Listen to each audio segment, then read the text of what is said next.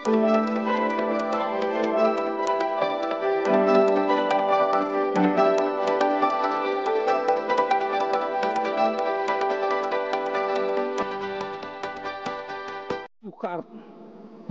kita langsung saja ya.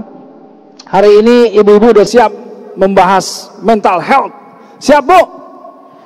Mental health itu apa sih?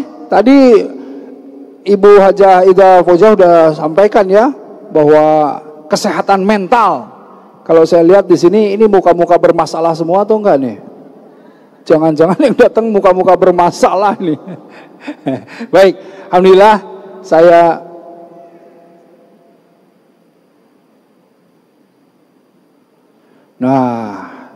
tadi Bu Hajah Anifah dari panitia menyampaikan, ibu-ibu, nanti ini ada banjir hadiah, ada hadiah macam-macam lah pokoknya. Tadi disampaikan sama saya nih, hadiah, macam-macam.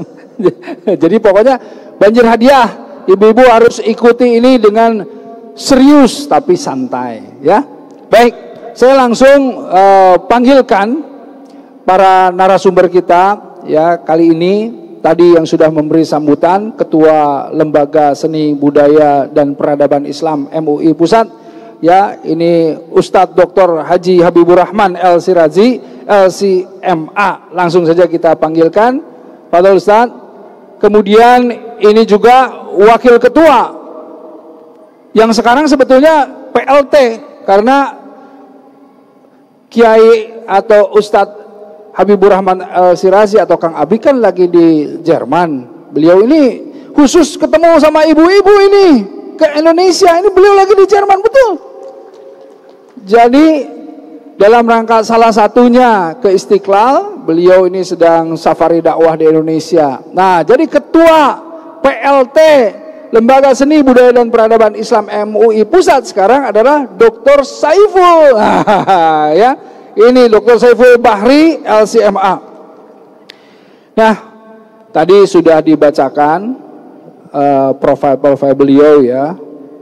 Bahkan tadi Kang Abik juga sudah membacakan yang Dr. Saiful. Tetapi tentu beliau-beliau ini para dokter-dokter yang alhamdulillah masih mau kemudian menyisihkan waktunya untuk berkhidmat kepada umat, khususnya di MUI ya, di Lembaga Seni Budaya dan Peradaban Islam. Nah, kali ini kita akan ini salah satu dari CV atau profilnya Dr. Saiful ya, bisa dibacakan ini. Beliau Ketua Program Studi Doktor Manajemen Pendidikan Islam Universitas Muhammadiyah Jakarta. Ya, nah ini Wakil Ketua Lembaga Seni Budaya dan Peradaban Islam sama-sama saya, tetapi beliau sekarang Ketua PLT karena Kang Abiknya di Jerman. Baik ya, kita langsung saja kita masuk ke tema bahasan kita kali ini. Dan saya kira saya akan memberi sedikit introduction ya.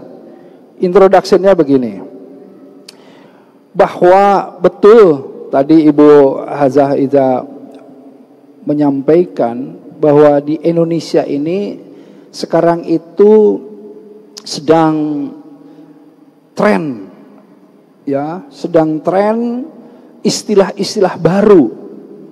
Istilah-istilah baru itu pertama yang mungkin ibu-ibu sering dengar tadi mental health atau mental illness ya. Kalau anak-anak sekarang ada yang menyebutkan apa? Karena apa mental illness itu? Karena anxiety. Ibu-ibu pernah dengar nggak? Kecemasan yang berlebihan karena anxiety tadi. Terus juga ada istilah-istilah yang lain-lain yang masih baru-baru. Nah, kalau saya lihat berbagai permasalahan mental health ini ya, ini kalau kita lihat di Indonesia saat ini, di berita-berita khususnya tentang bagaimana ada bullying, perundungan, bully di sekolah ya, remaja yang kemudian meningkat. Kemudian kalau kita lihat penggunaan apa itu nafza ya, obat-obat terlarang, narkotika itu masih tinggi. Belum lagi ada fenomena seperti yang mungkin ibu-ibu dengar beberapa bulan atau tahun yang lalu, ada spirit doll. Ibu pernah dengar nggak? Boneka arwah itu, ya. Itu juga kan ngetren di beberapa artis-artis. Kemudian ada tawuran, kekerasan. Kemudian juga kalau kita lihat sekarang arahnya lebih mengerikan karena ada yang sedikit-sedikit karena banyak hal tadi, mental illness, anxiety dan lain-lain, jadi ada bunuh diri, fenomena bunuh diri di Indonesia. Tadi disampaikan sama Hajah Hida masih di Jepang ya Bu Nyai, tapi sekarang di Indonesia sudah ada beberapa yang diinformasikan dari berita bunuh diri. Pernah dengar yang anak SMA loncat ya dari tingkat berapa itu, anak mahasiswa yang kemudian, nah ini juga ada fenomena-fenomena seperti ini. Nah inilah yang kemudian menjadi tema bahasan kita kali ini ya, bagaimana sebetulnya menguatkan mental health dengan tradisi dan budaya Islam. Tadi sempat disampaikan kenapa kemajuan modernitas ini kemudian membuat seakan-akan kehilangan ya benteng atau kehilangan ketahanan mental. Nah ini yang akan dibahas oleh narasumber-narasumber kita. Baik, karenanya tidak berlama-lama lagi, langsung kita minta ke Ustadz Habibur Rahman El-Shirazi untuk menyampaikan materi dengan tema urgensi penguatan mental health. Mangga tafadhol maskur, Dokter. Assalamualaikum warahmatullahi wabarakatuh. Bismillah, alhamdulillah, wassalatu wassalamu ala rasulillah, amma ba'd. Tadi kita udah mendengar keynote speaker dari Bunyai Ibu Ida Fauziah ya, sangat jelas sekali menjadi pengantar yang sangat penting ya. Jadi memang kehidupan kita saat ini memasuki fase yang sebagian memandang itu fase yang kritis ya. Di dunia saat ini di banyak tempat, apalagi kalau kita lihat sekarang ini Ibu ya, di Timur Tengah ada peperangan, di Eropa sendiri juga saat ini lagi cemas-cemasnya ini. Kemudian saya sekian lama ini ada di Jerman ya, orang-orang Eropa pun juga cemas ya kan. Dan kemudian dengan budaya global yang menyerukan satu budaya yang sebenarnya bukan anti ya, bertentangan dengan nilai-nilai kemanusiaan, meskipun oleh sebagian orang itu dianggap itulah kemanusiaan, tapi kalau kita timbang pakai timbangan Islam itu tidak sesuai ya. Ini juga sesungguhnya meskipun negara-negara maju itu menerima Bu, tetapi nurani paling dalam itu menolak ya. Beberapa waktu yang lalu saya sempat berkunjung ya di Amsterdam ketika musim panas. Tiba-tiba Bu, di Amsterdam itu ada, nggak sengaja itu, di saat yang sama itu ada pertemuan kaum pelangi. Di pelangi itu sebenarnya kan indah Bu ya, tapi sekarang itu pelangi menjadi simbol, nyuwun sewu, mohon maaf, simbol kaum LGBT itu Bu. Dari seluruh dunia itu datang di situ. Pokoknya kalau Ibu pas ke sana mesti ini deh, saya aja lihat pengen muntah deh. Laki-laki gandengan sama laki-laki, yang gitu-gitu Bu. Ya kan? Itu dianggap itulah kemanusiaan versi orang modern. Itu sesuai dengan ya mereka mau seperti itulah itu mereka. Tapi sesungguhnya itu bertentangan dengan nilai-nilai kemanusiaan. Yang bagi yang memahami ini orang Eropa sendiri juga cemas sekali mereka. Mereka cemas kalau anaknya kan seperti itu dan sebagainya.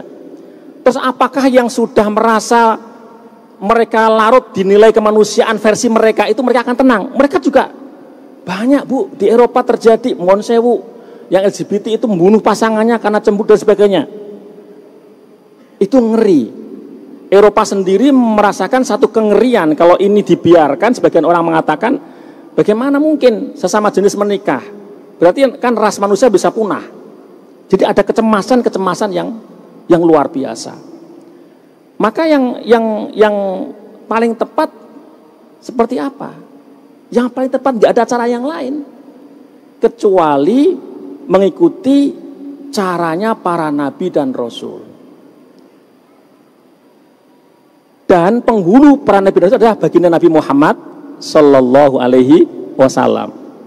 Maka menarik ketika mungkin ibu-ibu juga sudah melihat ya, ketika teknologi artificial intelligence kemudian chat itu ditanya agama yang paling layak untuk dijadikan ini apa? Ternyata jawaban dari itu adalah Islam. Nah, kita coba memahami sekarang budaya dan tradisi itu apa, kemudian budaya Islam itu apa, terus kemudian baru kita nanti sedikit akan masuk. Saya akan singkat-singkat aja Bu. Nanti detailnya nanti teori detailnya insya Allah Dr. Saiful ya. Jadi budaya itu apa Bu? Mungkin ibu kan sudah paham juga ya. Yang secara mudah budaya itu kan hasil cipta, ya karya dan karsa manusia yang itu tumbuh di satu masyarakat, kemudian amalkan oleh masyarakat. Memang seolah-olah itu dari manusia, tapi sungguhnya manusia itu bisa menciptakan budaya itu dari apa? Dari dia berpikir, dari apa yang dia pikirkan, apa yang dia fahami, kemudian dia berpikir, dia punya perasaan itu kemudian dilahirkan dalam berbagai macam bentuk ekspresi. Ekspresi itu ya ketika mungkin individual yang menyampaikan atau komunitas menyampaikan kemudian diterima menjadi ekspresi yang diterima oleh satu kelompok masyarakat, disepakati bersama, kemudian diamalkan bersama, dilestarikan, maka menjadi sebuah budaya. Maka budaya itu bisa sangat kecil sekali, levelnya keluarga, bisa levelnya level kampung, bisa level lebih besar lagi, ya kan? Tapi selalu Bu, budaya itu pasti membawa dua hal. Yang pertama pasti membawa nilai, ada nilainya di sana, maka ada disebut nilai budaya. Yang kedua pasti ada simbolnya, biasanya begitu, ada nilai, ada simbol. Karena terekspresikan itu nanti menjadi simbol. Nah, sekarang kita bicara tentang budaya Islam itu menjadi nilai. Saya jadi teringat ketika pernah dulu dialog di Masjid Agung Jawa Tengah ya, alumni Al-Azhar, yang kemudian di antara yang menyampaikan itu menyampaikan apa yang dipikirkan oleh para kiai-kiai kita, termasuk yang dipikirkan oleh Ketua Umum Majelis Ulama Indonesia ketika itu, yaitu Romo Kiai Haji Ahmad Sahal Mahfud rahimahullah. Jadi Kiai Sahal Mahfud itu sesungguhnya menginginkan ada taknin syariah, bahwa syariah itu ditaknin juga menjadi hukum positif di Indonesia, tapi tidak langsung gelondong gitu Bu, tapi taknin itu melalui proses diangkat dari tradisi. Kalau diangkat dari tradisi, maka taknin itu, syariat itu sudah membumi di masyarakat kemudian mengusulkan sebaiknya begini, maka menjadi hukum positif. Memang prosesnya agak lebih panjang tapi akan lebih menenteramkan. Bapak Ibu yang dimuliakan oleh Allah Subhanahu wa taala. Lah, untuk membumikan nilai-nilai Islam itu perlu kerja panjang. Ya. Nah, tapi Bu, nanti kalau sudah membumi itu menjadi indah karena menjadi nilai yang disepakati oleh masyarakat. Lah yang kita harus hati-hati Bu, ya. Di dunia modern ini ada serbuan nilai yang melalui internet dan lain sebagainya. Itu kalau tergerus, nilai-nilai yang sudah ditanamkan oleh kiai-kiai, oleh ulama-ulama, orang-orang tua kita dulu pelan-pelan bisa tergerus, ya kan? Dan itu yang mengancam, yang terancam itu termasuk mental kita, juga mental anak-anak kita ke depan menjadi yang diancam mental bangsa ini. Contoh, kalau kita bicara nilai dan simbol budaya. Ya. Misalnya, kalau di sebuah keluarga, Bu, ya, ini kan basicnya kan basic nanti adab-adab yang Islami, menghormati orang tua, misalnya gitu ya. Kalau dan rasanya ini masih banyak di tempat, tapi sudah mulai sedikit-sedikit bubar. Kalau di Jawa, Bu, ya, mau lewat orang tua itu masih begini. Kenapa? Karena ini nilai dari wahfid janahaka minat dzulli. Diajarkan dalam Al-Quran, kamu diminta untuk merendahkan kan pada orang-orang yang lebih tua, karena bentuk hormat. Siapapun nggak melihat orang tua di pinggir jalan. Kadang-kadang kalau zaman dulu kita diajarkan kalau ada orang tua mungkin lagi di pinggir jalan naik sepeda diminta untuk turun. Ini dari apa? Dari nilai. Tampaknya simbolnya apa? Simbolnya tadi itu simbol. Itu simbol. Dari nilai menjadi budaya. Ini budaya, ini bagian dari budaya. Sehingga apa yang terjadi apa? Yang terjadi keharmonisan. Di mana-mana orang yang tua pun juga merasa nyaman gitu kalau punya anak-anak yang sopan-sopan begitu kan. Tapi kemudian terjadi serbuan budaya. Orang udah mulai nonton film dan sebagainya. Ya, saya masih ingat kalau waktu kecil dulu, Bu, ada orang-orang tua, kita gini aja, Bu.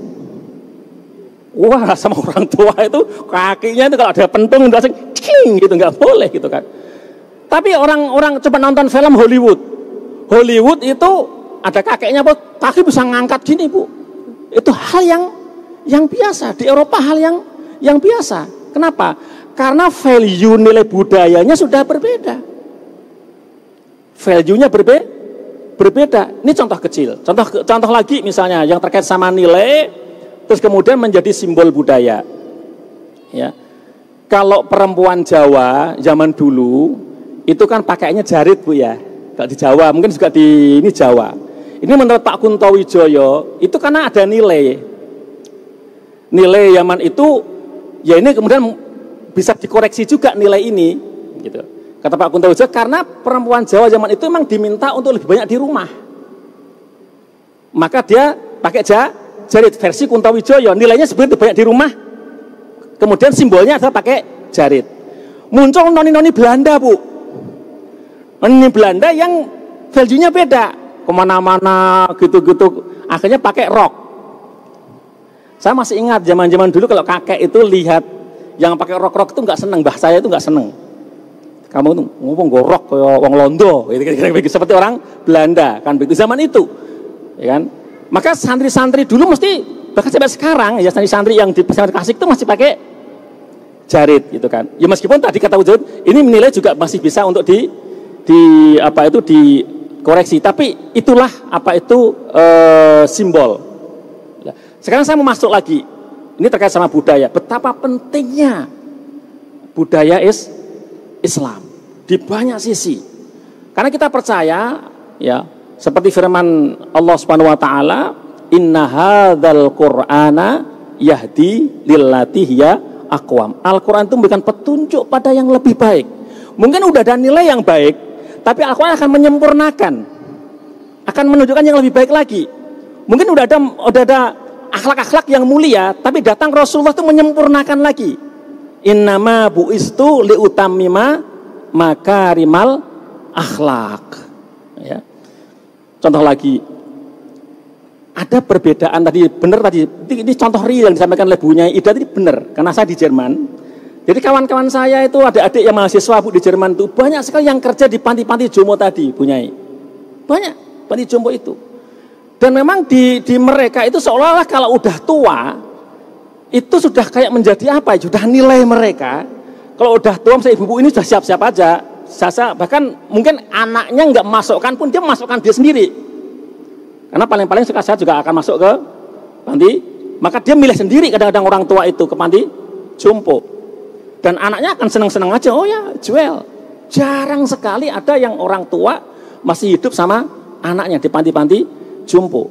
Itu kan berbeda dengan terutama kalau di tanah air kita dan di negara-negara Islam ya, di Mesir juga masih lah. Itu karena kenapa? Anak ajarnya Al-Quran. ajaran di hadisnya jelas bahwa orang tua itu adalah surga bagi anaknya. Ya. Pintu surga itu ada di pada orang ibu, itu adalah surganya di telapak kaki ibu, kira-kira begitu. Itu sejak kecil nilai itu ditanamkan. Lah itu menjadi budaya. Menjadi istilahnya kalau di kita tanah air kita itu menjadi aib kalau misalnya punya orang tua, anaknya gagah, terus kemudian orang tuanya terlantar gitu. Di Jakarta rumahnya mewah, bla bla bla bla, tapi di kampungnya anaknya orang tuanya terlantar, itu sangat, orang itu memandang masih aib. Tapi hati-hati Bu, kalau budaya yang ada di sana terus pelan-pelan dijejalkan, itu juga pelan-pelan akan mulai bisa berubah, ya, mulai berubah. Karena sekarang yang budaya yang versi generasi muda itu sudah bergeser luar biasa dari budaya yang dulu ditanamkan oleh para ulama, para kiai. Sekarang sudah mulai bergeser. Zaman dulu Bu, kalau di kampung itu ada pemuda dan pemudi, ya, habis maghrib itu datang ke kampung bareng, itu udah diomong sekampung. Itu apa itu? Itu bukan siapa-siapa. Kenapa dia kok bisa jalan bareng gitu-gitu? Diselidik oleh orang sekampung. Sekarang itu kalau ada ibu-ibu ketika punya anak gadis belum punya pasangan itu malah bingung sendiri. Loh, kamu gak punya pacar? Beda sekali nilainya. Udah nilai-nilai Eropa yang dibawa. Akhirnya apa? Budaya yang ditanamkan oleh para ulama dulu, dimulai dari Wali Songo, supaya untuk kita suka dengan tradisi namanya menikah, itu diam-diam sudah pelan-pelan tuh diingkari oleh masyarakat. Padahal khutbah nikah selalu dibaca. An-nikahu sunnati faman raghiba an sunnati falaysa minni. Nikah itu adalah sunnahku. Siapa yang enggak suka sama sunnahku tidak termasuk golonganku. Ya kalau lesannya sih mengatakan ya aku suka nikah, tapi prakteknya nyuwun sewu, banyak sekali anak gadis dan seorang pemuda yang melakukan hubungan di luar nikah. Artinya enggak nikah itu. Artinya sifah. Kalau dia suka dengan sunnah nikah, mestinya nikah dulu baru hubungan. Tapi yang terjadi adalah hubungan dulu baru nikah. Itu tradisi mana? Itu budaya mana?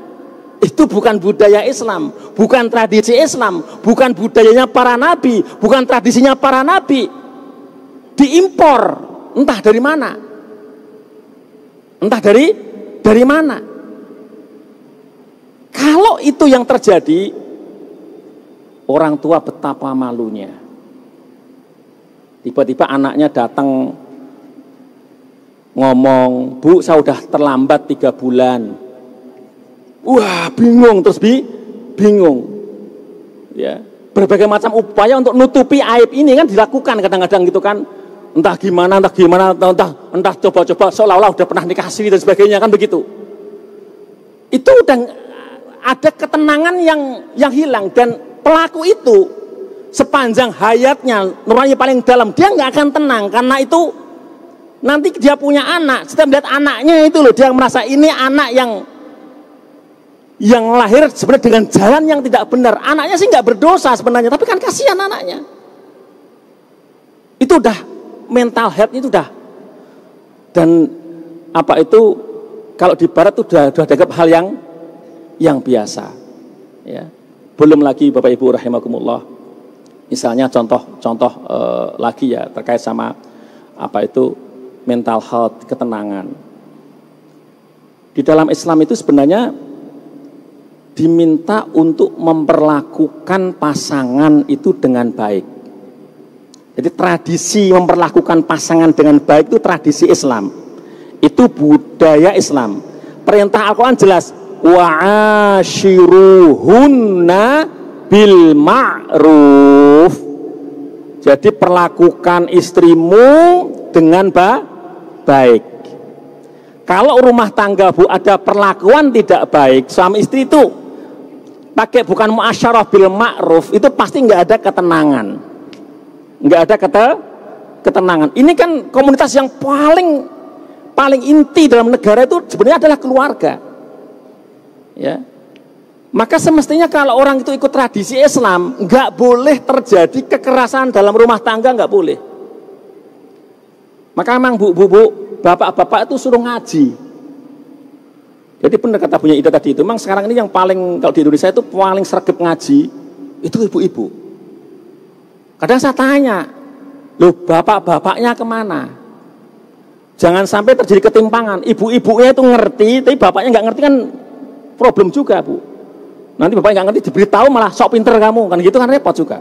Bapaknya juga harus ngerti bahwa perlu seorang suami itu memperlakukan istrinya dengan sebaik-baiknya. Karena ini tradisi Islam. Tradisi Islam yang diikuti sama Rasulullah, yang diikuti sama Umar bin Khattab. Kalau jangan melihat tentang cerita Umar bin Khattab, Bu, Umar bin Khattab itu juga pernah dimarahi sama istrinya, Bu. Ya kan? Ibu sudah hafal itu, saya rasa itu. Umar bin Khattab pernah dimarahi sama istrinya. Jadi ada orang, sahabat Nabi, dia dimarahi sama istrinya. Dia mau ngadu sama Umar bin Khattab. Ketika datang ke Umar bin Khattab, di saat yang sama dia lagi denger nih, Umar bin Khattab dicelatu dalam bahasa Jawa, dimarahin sama istrinya. Akhirnya dia pulang balik kanan. Lawang Umar bin Khattab aja dimarahin sama istrinya kok, apalagi saya. Mau kita balik, ternyata Umar lihat, ditanya, kamu mau apa kamu?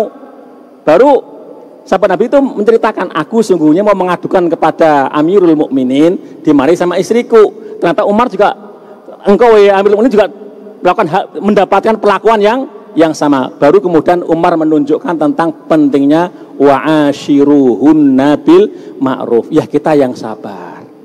Karena istri kita itu udah capek ngurus anak, ngurus ini macam-macam, kita dengerin aja. Ya kira begitulah. Ya kira begitu. Ini tradisi Islam. Tradisi menghormati suami, sebaliknya, itu juga tradisi Islam. Ya kan?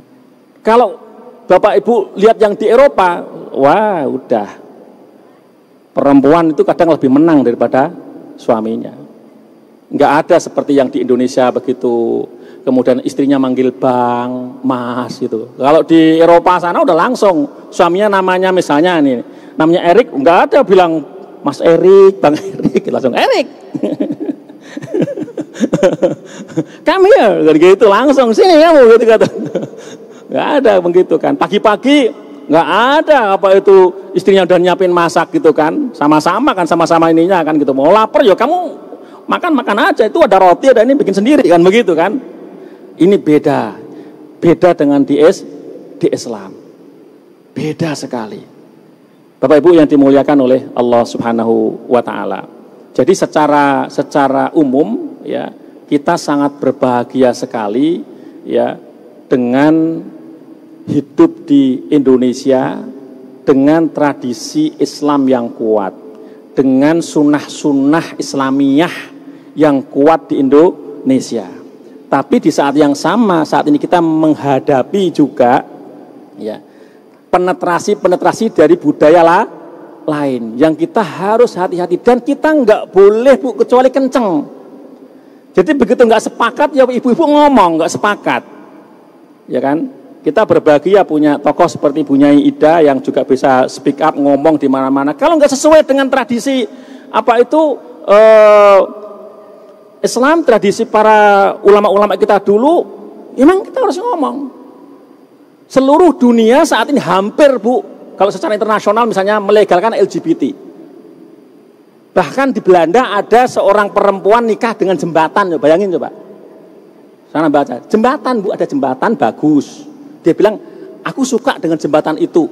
Aku mau nikah sama jembatan itu. Jadi ada seremonialnya nikah dengan jembatan. Suaminya jembatan tuh. Gini enggak? Tapi versi mereka ini ekspresi. Aku suka itu kok. Kamu ngelarang-larang apa? Kamu nggak punya hak untuk ngelarang-larang. Kan gila tau Bu? Ya kan? Dan di Eropa kalau orang nggak sepakat dengan LGBT itu dianggap kriminal Bu. Karena gila. Di Eropa nggak sepakat sama LGBT dianggap, beberapa profesor ya di Inggris itu yang Islamic Studies gitu, terus kemudian dia ketika ditanya tentang LGBT, ya dia nggak setuju. Itu ada yang kemudian dari mahasiswanya, dari ininya, dia protes. Profesor semacam ini yang berpikiran kolot nggak boleh ngajar di sini.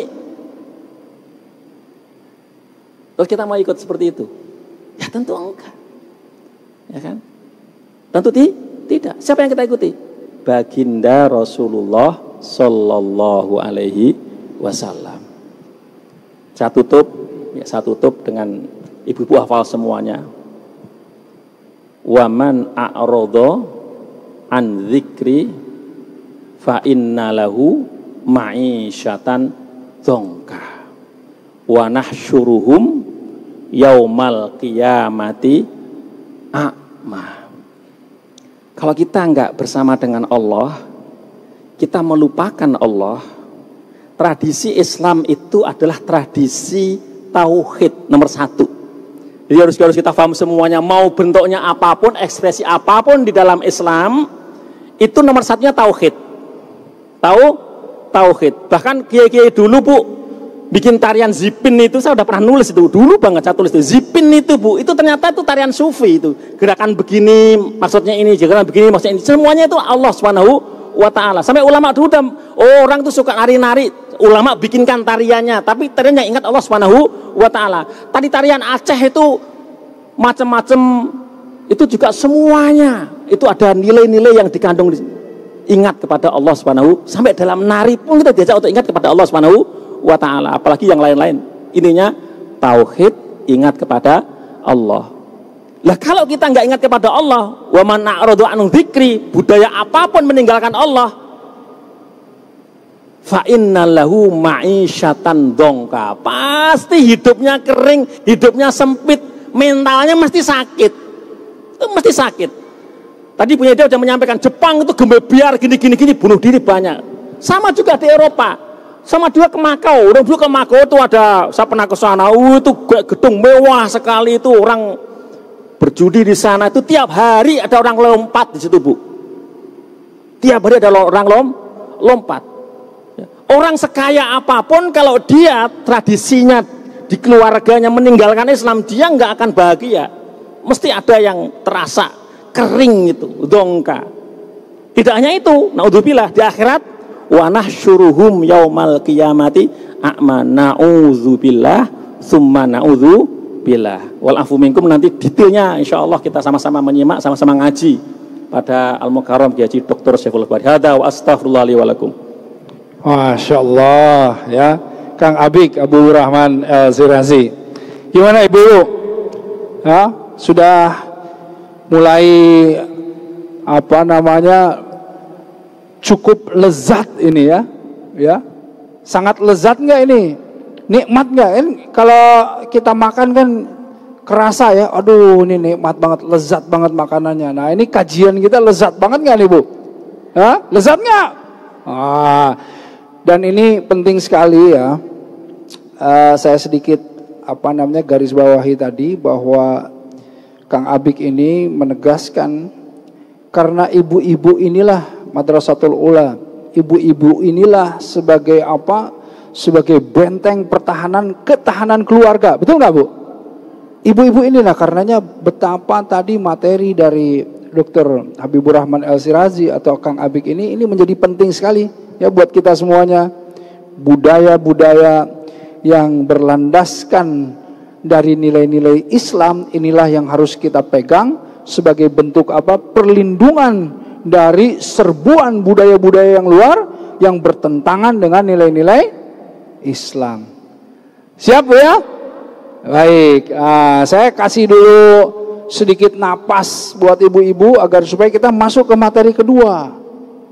Materi kedua ini akan disampaikan oleh Dr. Saiful, dan materi ini tadi udah dibocorin sama Kang Abik. Kalau Kang Abik tadi bagaimana implementasinya, bagaimana kita kemudian menjaga tradisinya, bagaimana kita memahami bahwa nilai-nilai tadi ya, orang mau lewat saja itu sudah mulai terlihat bahwa itu menjaga tradisi dan nilai gitu ya.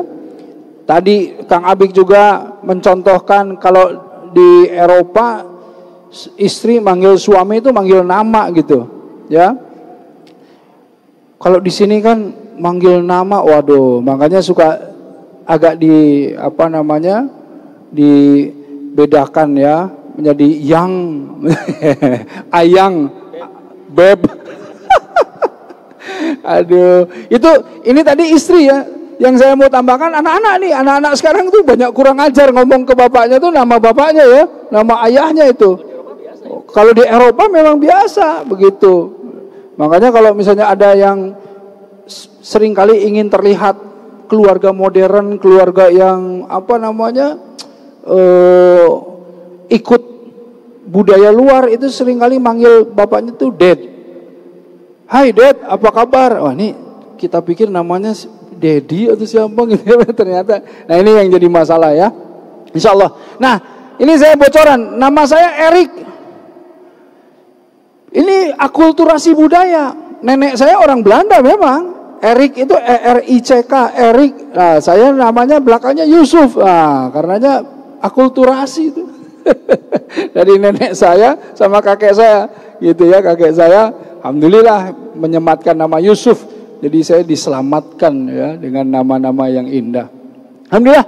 Siap ya ibu-ibu ya. Sekarang langsung ke Dr. Saiful Bahri ya. Kami langsung serahkan Fadhal Maskuron Dr. Saiful Bahri. Assalamualaikum warahmatullahi wabarakatuh. Alhamdulillah alladzi hadana lil Islam wa akramana bil iman wa faddalana bil Quran. Allahumma salli wa sallim wa barik ala nabiyyina Muhammadin sallallahu alaihi wasallam wa ala alihi wa ashabihil kiram, amma ba'd.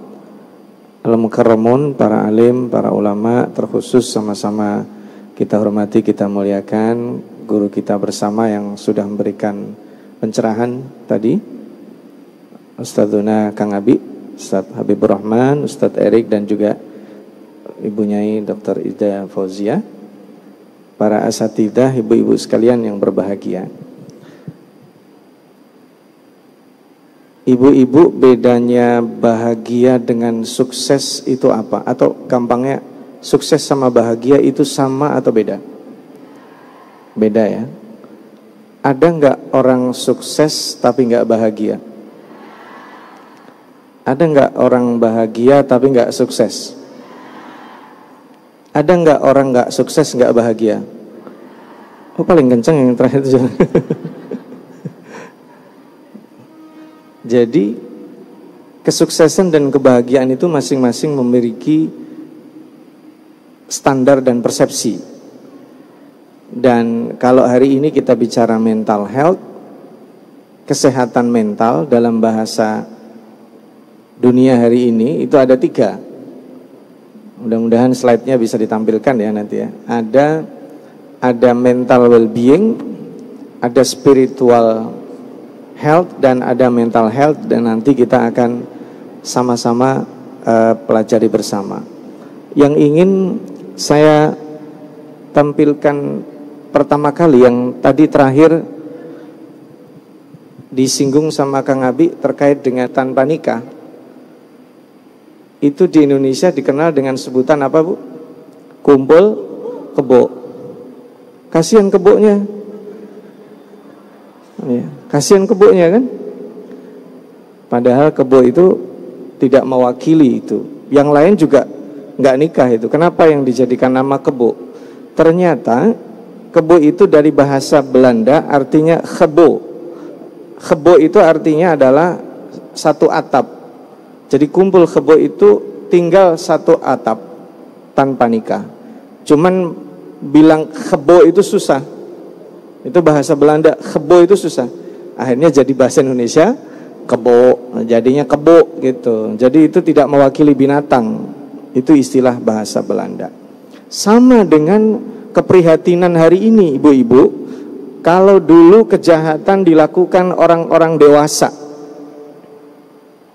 kejahatan nih, kriminalitas dilakukan orang dewasa, tujuannya adalah untuk mengekspresikan kebebasan, tidak mau diatur ya. Kalau kata orang Amerika itu namanya free man, orang yang merdeka, nggak mau diatur.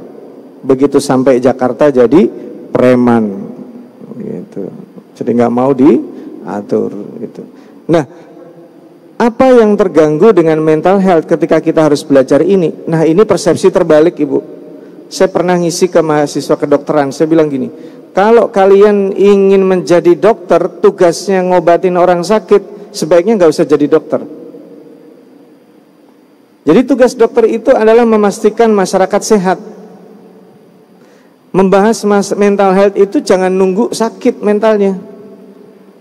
Maka di slide yang saya tampilkan tadi, slide kedua yang ditampilkan adalah manusia diciptakan dari unsur ini, Ibu. Ya, mudah-mudahan terlihat ya, meskipun agak pecah, tapi mudah-mudahan bisa dilihat. Manusia itu tercipta, saya pernah ditanya, dan waktu itu saya juga penasaran, di dalam Al-Quran kenapa Nabi Adam itu diciptakan kadang menggunakan bahasa turab, pasir, kadang dikatakan hamaim masnun, lumpur hitam, kadang dikatakan tin, tanah liat, kadang dikatakan lagi salsalin kal fakhar. Itu kenapa kok beda-beda? Akhirnya saking gampangnya kalau ditanya, Nabi Adam tercipta dari tanah, biar gampang begitu. Padahal ini hikmahnya, alhamdulillah saya belajar dari guru-guru kita. Ternyata ungkapan Al-Quran dari berbagai macam itu ada maksudnya. Kadang disebut tanah liat, kadang disebut pasir, kadang disebut lumpur hitam, kadang disebut seperti kerajinan tangan. Itu proses. Nabi Adam itu diciptakan dari saripati tanah. Siapa yang mengumpulin saripati tanah? Malaikat. Ada yang pergi ke tanah dataran tinggi, warnanya coklat, diambil tanah coklat. Tanah agak kemerahan, tanah yang hitam, diambil semua, saripati tanah. Begitu saripati tanah ada dapat, ditambah pasir. Saripati tanah dengan pasir itu kalau diaduk harus ada yang ngelem. Kalau adonan itu ya, dilemnya dengan apa? Dengan air. Ditambah apa? Lumpur hitam, diaduk. Jadi saripati tanah, makanya manusia itu nanti macam-macam. Ada yang kulitnya kuning, ada yang kulitnya putih, ada yang kulitnya sawo matang, ada yang matang banget, ada yang orang matangnya dikit gitu ya. Ada yang agak merah dan lain sebagainya. Lalu setelah menjadi adonan dan kering, jadilah seperti kal fakhar, seperti kerajinan tanah di surat Ar-Rahman itu. Jadi kalau dilihat prosesnya itu kurang lebih seperti itu. Jadi kal fakhar, seperti kerajinan tangan. Nah, setelah menjadi manusia seperti kita, Nabi Adam seperti kita, tapi bentuknya seperti patung, Bapak dan Ibu-ibu sekalian. Jadi bentuknya materi seperti patung. Ditiupkanlah ruh dari ubun-ubun. Begitu ditiupkan ruh itu menjalar ke bawah sampai ujung kaki, naik lagi ke atas. Dan dalam riwayat At-Tirmidzi, pekerjaan pertama kali manusia adalah bersin. Nah, maka bersin itu termasuk aktivitas tertua di dunia ini, dan termasuk ciri-ciri manusia. Kalau manusia bersin, itu manusia asli, bukan jadi-jadian. Karena robot itu, secanggih-canggih robot, dia tidak diciptakan untuk bersin. Ya. Dan setelah itu ada syariat sampai hari ini. Nah, ketika diciptakan ruh, itulah rahasianya. Karena ruh itu dimensinya banyak. Ada yang ruh itu disebut nyawa, ada yang disebut ruh itu nanti dalamnya nafas. Nafas itu bukan nafas ya. Dalam Al-Quran, nafas itu yang jamaknya nufusun, ada yang jamaknya anfus. Itu jiwa yang paling dalam, letaknya di dalam kolbu. Nah, kolbu itu apa? Kolbu apa Ibu artinya? Nah, kita sering bilangnya kolbu itu hati. Ya. Kalau kita ke negara-negara Arab, orang yang patah hati perginya ke rumah sakit apa? Rumah sakit kolbu. Salah, ditolak. Mustasfal qalb itu artinya rumah sakit jantung. Kalau orang-orang yang stres, depresi itu akan pergi ke mustasfa an-nafas, rumah sakit jiwa. Jadi kolbu itu secara fisik nanti artinya adalah jantung. Ya. Dan disitulah sebenarnya yang sekarang kita bahas. Jadi ibu kalau sedih dan bahagia di sini apa di sini? Di dada apa di kepala? Kalau mikirin cicilan di mana itu? Mikirnya di sini, eksekusinya itu di sini. Bayar cicilan, eksekusinya di sini. Yang mikir gimana bayarnya itu urusan kamu. Gitu. Jantungnya yang memerintahkan. Gitu. Cintai dia itu sini. Gimana caranya? Sini yang mikir. Ekspresikan cintamu itu kalbu. Gimana caranya? Itu sini yang memutuskan. Jadi antara kalbu dan akal itu terkait. Bahkan di dalam Al-Quran ibu-ibu, kata akal itu tidak disebut sama sekali. Tapi kata kalbu disebut banyak. Nanti kita bisa lihat slide berikutnya. Nanti kita bisa lihat lagi. Mungkin bisa bergerak ke slide berikutnya. Nah, karena itu perlu keseimbangan ibu. Ada fisik, emosi, dan akal. Karena kalau ada orang pinter, akhlaknya baik, sakit-sakitan, kurang manfaatnya. Ada orang sehat, pinter, akhlaknya nggak bagus, bahaya. Kalau ada orang sehat, akhlaknya bagus, tapi kurang pinter, apa kasihan, dia bisa ditipu orang. Maka perlu berikutnya kita geser ke slide berikutnya. Kita lihat di slide berikutnya. Nah ini tadi yang saya sebutkan. Kolbu itu sangat penting. Dan nanti kalau ibu-ibu di dalam Al-Quran, kata kolbu itu banyak disebut. Dan disebutnya dalam bentuk plural, kulub. Itu jantung. Kesehatan jantung itu adalah kesehatan inti dari mental health. Dan Rasulullah SAW bersabda, di dalam jasad kita, ala fil jasadi itu mudghah. Ada segumpal darah. Kalau dia baik, baik semuanya. Kalau dia buruk, buruk semua. Itu berarti fisik non fisik. Orang yang jantungnya sehat, sehat dia. Sama orang yang hatinya. Nah itu saya juga tidak tahu gimana ceritanya kok kolbu jadi hati.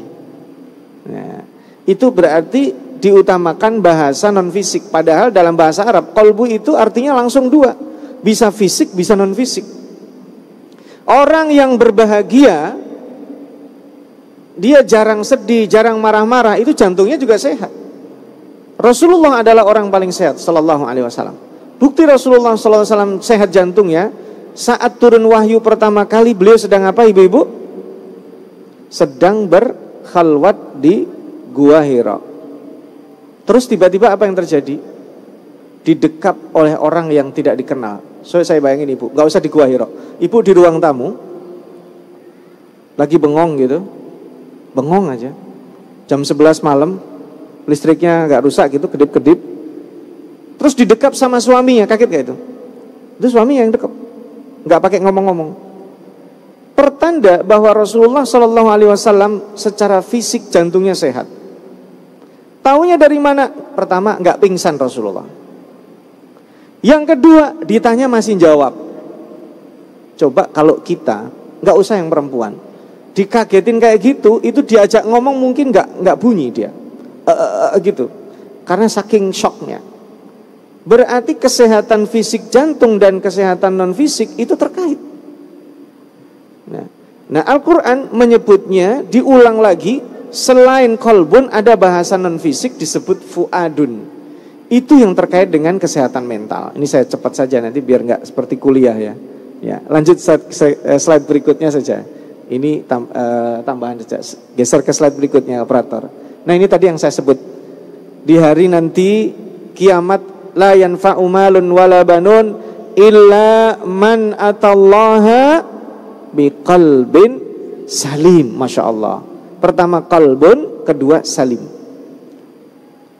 Qalbun salim itu luar biasa. Orang-orang jahiliyah yang pintar bahasa Arab itu tidak paham itu istilah qalbun salim. Belum mampu mereka merenungi makna ini apa.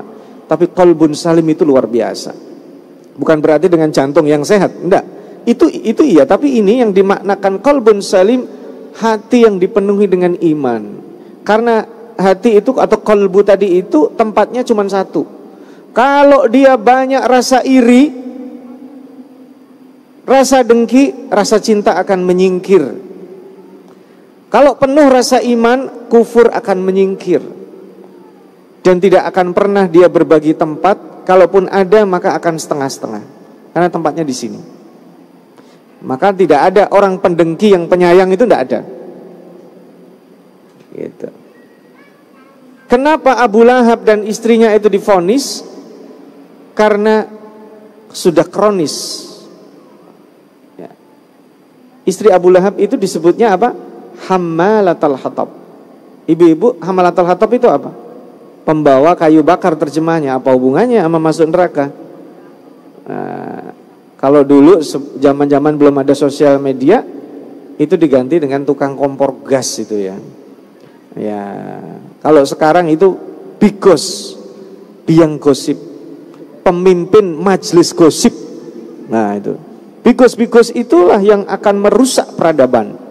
Maka kita bisa lihat slide berikutnya, biar nanti kita fokus pada bahasan kita ya, ini pendahuluan aja.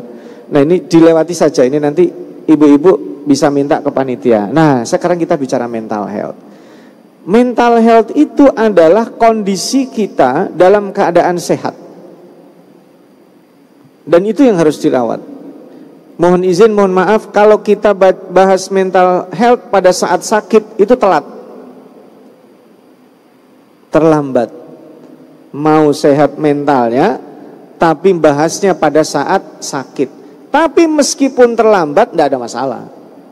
Ya, makanya kita lihat mental health itu apa di sini? Kondisi seseorang yang bisa bertahan. Nah, ini sebenarnya bertahan itu umumnya di otak orang dalam kondisi sulit.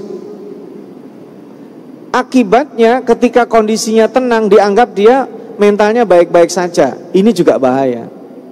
Sabar, namanya sabar, itu orang langsung sabar terhadap musibah. Padahal dia jabat jabatan itu juga harus sabar. Sabar, gaya hidupnya jangan naik dulu. Gitu. Nabi Yusuf adalah contoh terbaik. Makanya Nabi Yusuf disebut 2 kali di dalam surat Yusuf, inna naraka minal muhsinin. Di penjara baik dia, jadi pejabat baik dia, gaya hidupnya standar, nggak berubah. Saudara-saudara yang dulu nyemplungin ke sumur datang masuk, dia ingat nih orang yang nyopotin baju saya nih, oh ini nih yang jorokin saya nih, ini orang yang ledekin saya nih, kakak abang-abangnya. Coba ini orang kalau tidak punya mental health, sedang berkuasa saat itu, kira-kira apa yang akan dilakukan Nabi Yusuf? Nah, suruh nyiapin 10 sumur itu, cemplungin satu-satu. Mentalnya sehat, dia tidak dendam. Jadi mental health itu mempertahankan kondisi standar terhadap budaya yang tadi disebutkan. Tradisi kita kalau dapat nikmat apa? Syukur. Tradisi kita kalau dapat musibah apa? Sabar. Itu kenapa mental health dengan tradisi itu ibaratnya 2 yang saling berhubungan. Orang yang mental health-nya bagus, tradisinya akan bagus. Yang tradisinya bagus akan mempertahankan kondisi mental health-nya bagus. Gitu. Kebayang nggak kalau orang jarang membenci orang, sehat jantungnya. Coba kalau dikit-dikit iri sama orang. Ya kita nganan aja, kalau orang lain ngiri sama kita nganan aja biar nggak berbenturan. Orang yang dengki dan iri itu capek, Bu. Capek. Orang iri dan dengki itu capek sekali.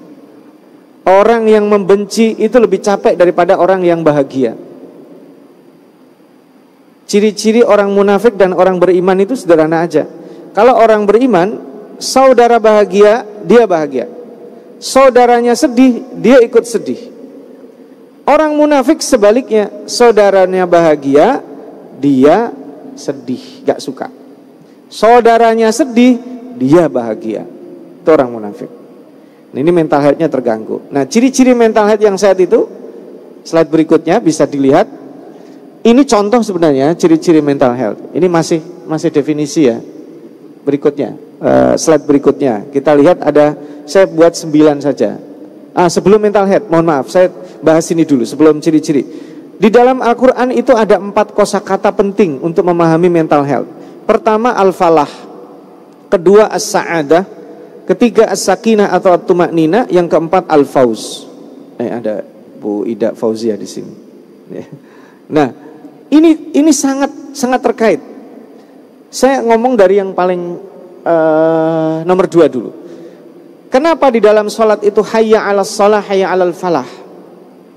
Karena sholat itu dimensi latihan mental health-nya cukup tinggi sekali. Makanya hayya 'alas shalah, hayya 'alal falah. Falah itu diterjemahkan keberuntungan, tapi keberuntungan itu bukan keberuntungan kayak orang berjudi, kayak undian, bukan. Keberuntungan yang diusahakan. Itu al-falah. Dalam Al-Quran banyak sekali. Ulaika humul muflihun, qad aflahal mu'minun. Aflaha, muflihun, yuflihun, itu adalah terkait dengan mental health. Kalau ibu menemukan kata-kata muflihun atau qad aflaha, perhatikan setelah dan sebelumnya, kerjakan. Itu mental health, sehat kita. Kemudian ada as-sa'adah, kegembiraan. Kegembiraan itu di dalam Al-Quran, sa'idun, itu cuma disebut terkait dengan surga. Kenapa? Yang namanya bahagia sejati itu cuma di surga. Kalau di dunia kebahagiaan itu tidak kekal. Ada orang bahagia baru semenit, habis itu sedih. Ya. Ada orang habis sedih, habis itu dikasih kabar gembira, bahagia, gembira. Kemudian yang ketiga ini adalah al-fauz. Al-fauz itu kemenangan. Kemenangan umumnya orang melihat dari sisi empirik angka, baik politik ataupun yang lainnya. Padahal di dalam Al-Quran yang disebut al-fauz itu 3. Ada fauzun mubin, ada fauzun kabir, dan ada fauzun azim. Yang paling banyak itu al-fauzul azim. Itu kalau orang sudah diselamatkan dari neraka, masuk surga, dan selama-lamanya, itulah disebut kemenangan. Karena di surga itu nikmatnya semuanya ngumpul. Itu mental health. Orang yang paling sehat adalah orang yang sudah masuk surga. Gak ada rasa sedih, gak ada kata-kata kotor, gak ada kecemburuan. Ibu-ibu yang suka marah-marah gak akan marah bu di surga, tenang aja. Marah cukup di dunia aja. Ibu-ibu yang sakit hati, tenang aja. Sakit hati itu di dunia aja, di surga gak ada. Ibu-ibu yang sering dengan kata-kata kotor, kata-kata jorok, kadang dimaki, kadang dibentak, tenang aja, itu di surga gak ada kayak gitu. Kadang ada perkataan dusta, kadang kita ditipu sampai sakit hati, itu di dunia saja. Kalau di surga, insya Allah tidak ada. Makanya kalau ingin sehat mentalnya, syaratnya masuk surga. Nah yang terakhir nih, terakhir ini dimensi paling dalam. Al-Quran menyebutnya dengan 2 kata yang beda. Satu, tuma'nina. Yang kedua, as-sakinah. Apa bedanya tuma'nina sama sakinah ibu? Dua-duanya artinya tenang kan? Apa bedanya? Ala bidzikrillahi tatmainnul qulub. Dengan zikir kalbu jadi tentram. Huwallazi anzala as-sakinata fi qulubil mu'minin. Dialah Allah yang menurunkan as-sakinah di dalam qulubnya, kalbu-kalbunya orang yang beriman. Apa bedanya yang pertama dan kedua? Kalau as-sakinah itu mutlak pemberian Allah. Jadi lebih menunjukkan siapa yang memberikan ketenangan. Kalau at-tuma'ninah itu lebih kepada usaha orang yang akan mendapatkan sakinah. Gitu. Maka salah satunya dengan zikir tadi itu. Nah sekarang ke sakinah karena waktu juga terbatas. Di dalam Al-Quran kata as-sakinah yang disebutkan itu tidak banyak. Kalau nggak salah sekitar 6 atau 7. Ya. Di surat Al-Baqarah itu ada pada kisah Talut itu. Wa min ayatihi, di antara tanda-tanda Talut itu raja yang penuh. Ayyatiyakumut tabutu fihi sakinatum mir rabbikum. Di akhir juz 2 itu. Ya. Kemudian ada juga di surat Al-Fatah Huwallazi anzalas sakinata fi qulubil mu'minin. Tapi Bu, jujur ya, kata as-sakinah ketika disebut as-sakinah itu diturunkan pada saat orang lagi cemas dan takut. Nah, ini mohon maaf, sering kalau ada orang nikah, kita bilangnya apa? Mudah-mudahan sakinah, mawadah, warahmah. Disuruh perang dulu baru dapat sakinah. Padahal di dalam surat Ar-Rum ayat 21 itu kata as-sakinah tidak ada, Ibu. Yang ada mawadah warahmah. Coba cari di surat Ar-Rum 21 itu. Nggak ada. Wa min ayatihi an khalaqalakum min anfusikum azwaja. Terusnya apa? Litaskunu ilaiha, enggak ada sakinah. Itu adanya fi'il mudhari, kita yang mencari sakinah di situ. Allah kasih alatnya dua, mawaddah, rahmah. Apa bedanya mawaddah dan rahmah? Mawaddah itu cinta, rahmah itu cinta juga. Mawaddah itu adalah cinta yang diekspresikan. Rahmah adalah cinta yang tidak terpengaruh kondisi situasi. Aku mencintaimu, buktikan dong. Beliin aku rumah. Itu mawaddah. Aku mencintaimu, buktiin dong. Naikin uang bulanannya. Itu mawaddah. Ya, buktiin. Ajak dong jalan-jalan. Ajak dong makan di luar. Di teras rumah itu sudah masuk luar rumah itu. Nah, itu mawaddah, cinta yang diekspresikan. Kalau rahmah itu cinta yang tidak dipengaruhi. Mau muda, tua, punya anak, 1, 2 dan seterusnya, itu rahmah namanya. Ya, makanya Allah itu Ar-Rahman, itu rahmah. Kata dasarnya rahmah, Ar-Rahman dan Ar-Rahim tidak dipengaruhi. Nah, itu mental health orang yang suami istri, dia sanggup mensyukuri nikmat mawaddah dan rahmah akan mendapatkan ketenangan jiwa. Itu ya. Next berikutnya. Ini saya cepat karena waktu juga nggak terasa, kalau ngomong itu mah enak. Yang dengar kasihan. Lanjut berikutnya. Dilewat aja. Saya mau bahas yang paling akhir. Sebentar yang tadi. Di sini dulu. Karena waktu sudah habis ya, nanti diambil saja. Jadi Bapak dan Ibu, khususnya ibu-ibu sekalian, ada sebenarnya tadi mau saya bahas itu mental health dengan spiritual health. Itu beda. Kalau mental itu lebih kepada emosi. Kalau spiritual, ini yang saya mau tutup sampai yang ini dulu. Mental health itu terkait yang paling dalam disebut spiritual. Yang kalau Bapak atau ibu-ibu cari di Google itu nanti larinya pada meditasi, yoga, begitu-begitu. Padahal kita nggak perlu begitu. Untuk menjaga mental kita sehat, ibu-ibu sekalian, saya fokus di 4 hal ini nih. Nah, mudah-mudahan bisa kelihatan ya. Ada 4 hal yang harus kita kerjakan. Mental, fisik, spiritual, dan sosial. Secara mental nih, kita lakukan apa? Nomor 1, bersyukur, Ibu. Orang yang bersyukur adalah orang yang paling sehat mentalnya. Dia nggak berpengaruh. Karena standar kemewahan orang, standar keberterimaan itu standar. Bagi saya, mobil Avanza itu sudah mewah. Masa sih udah mewah? Diledek dong itu. Tenang aja. Standar kita, mobil itu difungsikan untuk apa? Aksesoris atau fungsi. Jadi nggak perlu terpengaruh. Saatnya saya akan upgrade, itu saya yang menentukan standar. Bukan tetangga, bukan pada saat saya naik jadi apa gitu. Contohnya begitu kurang lebih. Jadi bersyukur itu penting. Dan itu fondasi utama untuk menentukan mental. Yang kedua adalah, ini juga penting ini, memaafkan. Meminta maaf itu sulit. Memberi maaf itu lebih sulit. Makanya Allah Subhanahu wa taala itu sampai 3 itu sifatnya. Ghafirun, ghafarun, ghafur. Saya enggak perlu menjelaskan ya, nanti dalam lagi. Itu pelajaran ulumul Quran. Ghafirun itu pemaaf, ghafarun juga pemaaf, ghafurun pemaaf, tapi superlatif. Tingkatan paling tinggi itu ghafur, dan itu paling banyak. Orang yang memaafkan adalah orang yang paling sehat mentalnya. Dia enggak punya beban. Saya minta maaf ya, bisa sama. Bahkan kamu enggak minta maaf, saya sudah maafkan. mengekspresikan diri itu juga mental. Nah, ini harus diimbangi. Kenapa di sini sisi ini saya gandeng? Karena berpengaruh secara fisik, Ibu. Orang yang tidak syukur, sulit memaafkan, iri dan dengki, fisiknya digerogoti. Ibu-ibu kalau baca sosial media, yang dibaca pertama kali komentar itu juga nggak sehat sebenarnya. Ya, saran saya tidak usah baca komentar, kecuali yang lucu-lucu. Ya.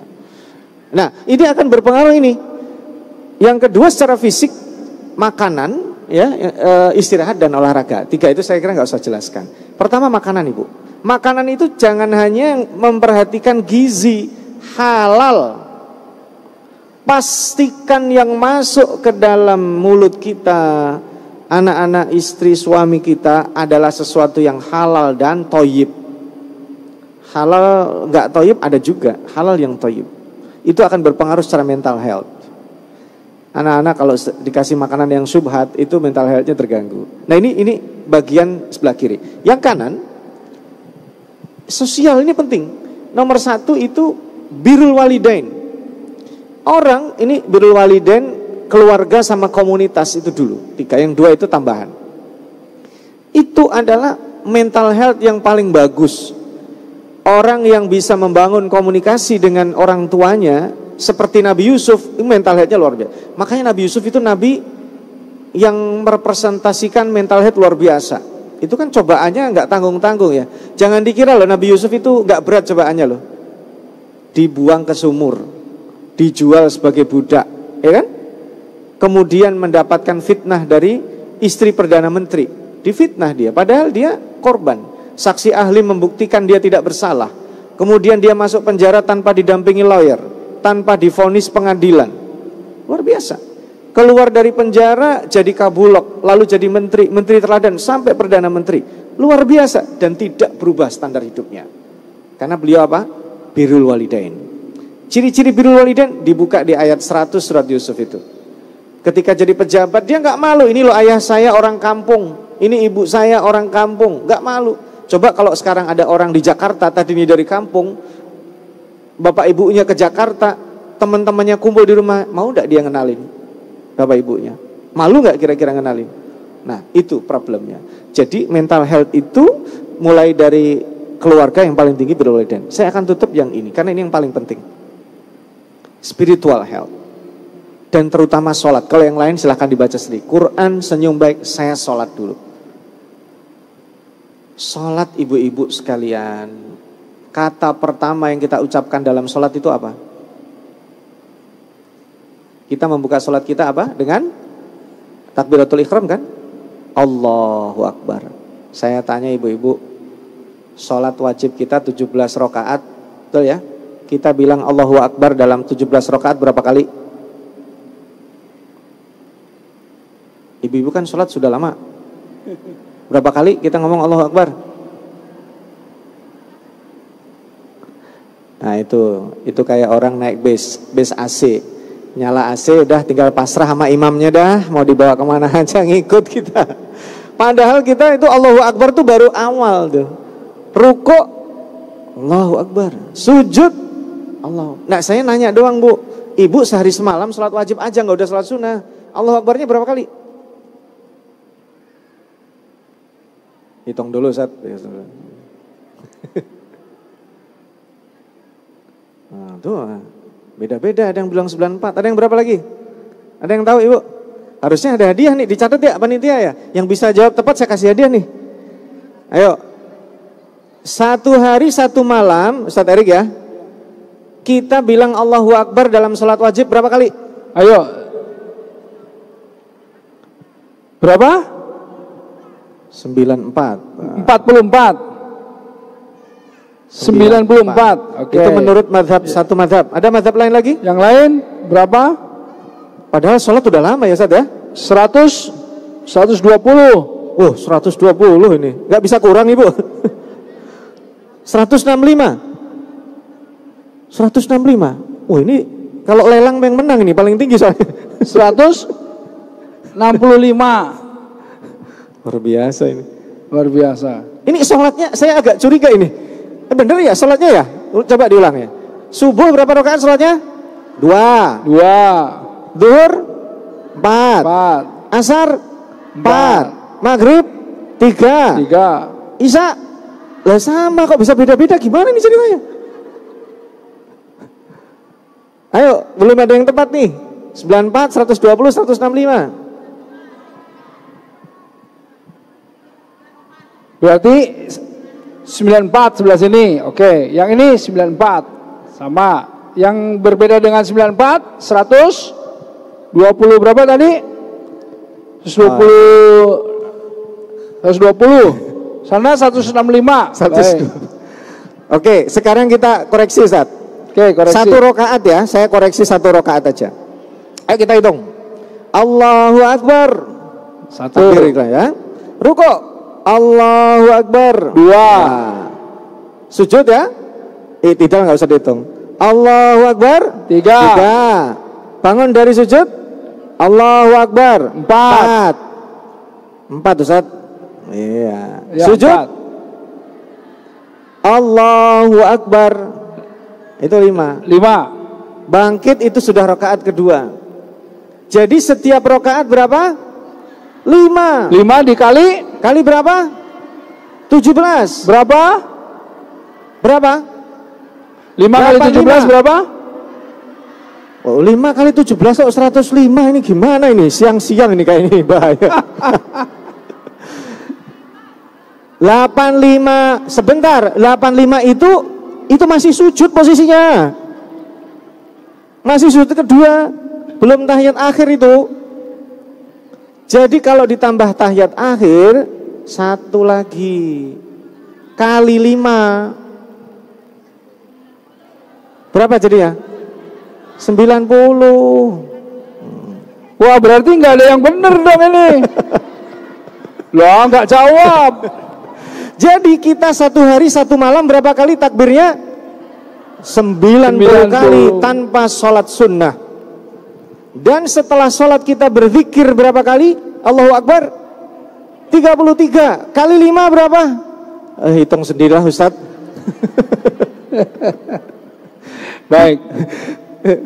Baik, saya akan tutup. Jadi ibu-ibu, itu adalah sederhana mental kita sehat atau tidak dengan sholat. Ibu kalau bilang kepada Allah, Engkau maha besar ya Allah, dalam sholat 90 kali, di luar sholat 165 kali, 33 kali 5, kira-kira nih, ketika anaknya sakit, yang pertama diingat siapa? Ketika motor tiba-tiba nggak bunyi, rusak di tepi jalan gitu, motornya seret, macet, yang diingat pertama kali apa? Loh kok mulia sekali tukang bengkel itu. Mohon maaf ya, bukan merendahkan profesi. Padahal dia ngaku katanya Allah maha besar, ternyata Allah kecil dan hilang. Nah itu saya akan tutup, makanya nanti di slide terakhir gak usah ditampilkan. Innama ya'muru masajidallah. Yang memakmurkan masjid itu sebenarnya memakmurkan orang-orang yang ke masjid. Tugas DKM itu sebenarnya ini fasilitas kemakmuran, tapi sebenarnya yang ditarget adalah kemakmuran spiritual orang-orang yang di masjid. Kalau itu berhasil, khusyuk sholat saja, insya Allah mental kita tidak akan terganggu. Aku qouli hadza, mohon maaf bila ada kekurangan. Wassalamualaikum warahmatullahi wabarakatuh. Waalaikumsalam warahmatullahi wabarakatuh. Coba ini pada ngantuk semua. Takbir. Takbir. Sekali lagi, takbir. Pada bangun semua ya. Baik, alhamdulillah. Ini materinya menarik sekali tentang mental health dan saya yakin ini membawa manfaat yang besar ya buat kita semuanya, buat ibu-ibu di rumah. Nah, karenanya kita akan langsung buka sesi tanya jawab, tapi saya mau minta sahabat saya Ustadz Agus Idwar nih untuk bantu tanya jawab karena ya. Oh, ngantar. Baik. Kalau begitu silakan, ada yang mau bertanya langsung. 1, kita 3 dulu. 2, 1 lagi. Mana? 3 ibu di belakang ya. Nanti sesi kedua ya. Tadi yang 1 baju coklat, kemudian yang di depannya 2, 3. Baik. Mana ada ini ya? Sebentar. Mas Ami mohon ditolongin ya. Ini ibu-ibu yang baju coklat yang pertama. Ah, itu dia.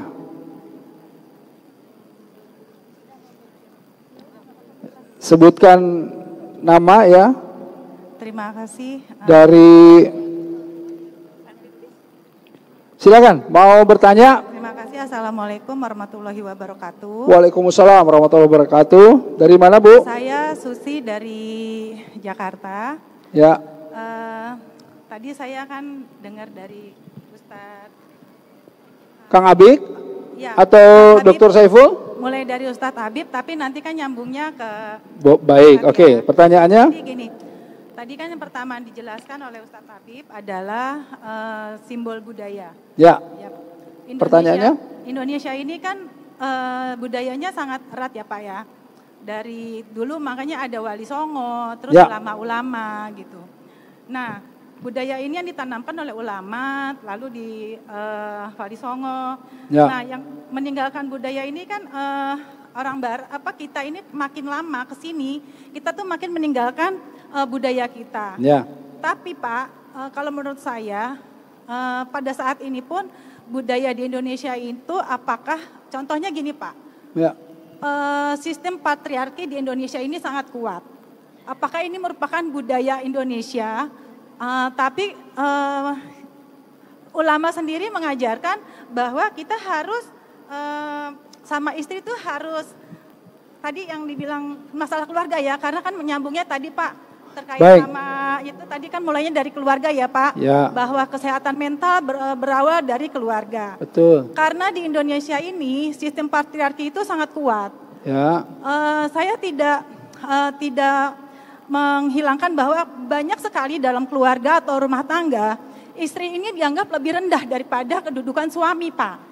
Yang ditanyakan berarti Yang ditanyakan, sistem patriarki yang sistem ada di patriarki itu Indonesia ini apakah bertentangan atau tidak? Apakah itu urutan dari budaya yang diajarkan oleh ulama, sehingga banyak sekali suami-suami ini menganggap para istri ini, kamu harus nurut ya sama suami, kamu harus begini. Jadi banyak tuntutan para suami kepada istri. Baik. Itu kan mempengaruhi mental health-nya para istri, Pak. Ini kehidupan sehari-hari ya Pak. Jadi tadi kuliahnya sangat bagus sekali. Sehingga gini, tetapi ketika suami itu dituntut satu saja sama istri, dia akan lebih marah atau emosional. Nah, ini curhatnya nih. Tadi ya. bagian pertanyaan, ini bagian curhat. Baik, Bukan, baik. Pak. Kemudian Semua ibu-ibu ini pasti setuju sama pertanyaan setuju saya. ya. Pasti Semua ibu-ibu nih. Waduh, ini kita bapak-bapak nih. Iya, makanya ini Siap. kebetulan Baik. yang ngasih kuliah ini adalah bapak-bapak. Iya. Karena ini kehidupan sehari-hari. Iya.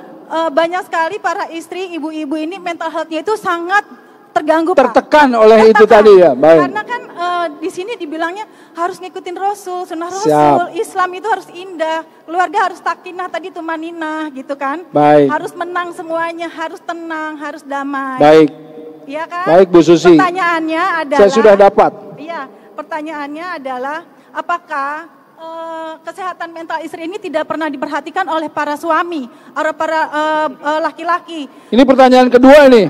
Iya Pak, artinya gini loh Pak, ketika tuntutan para Betul. istri itu, contoh gini, Mama kok 1 juta itu selesai ya Ma, cukup cepat habis gitu kan. Kan saya nuntut Mama itu harus ngatur A, B, C, D gitu Pak, ya kan Baik. ibu-ibu, betul nggak? Nah tapi ketika ibu-ibu menuntut, Pak bisa nggak tambahin uangnya sekian gitu. Nggak bisa. Suaminya gitu. ada nggak di sini, Bu?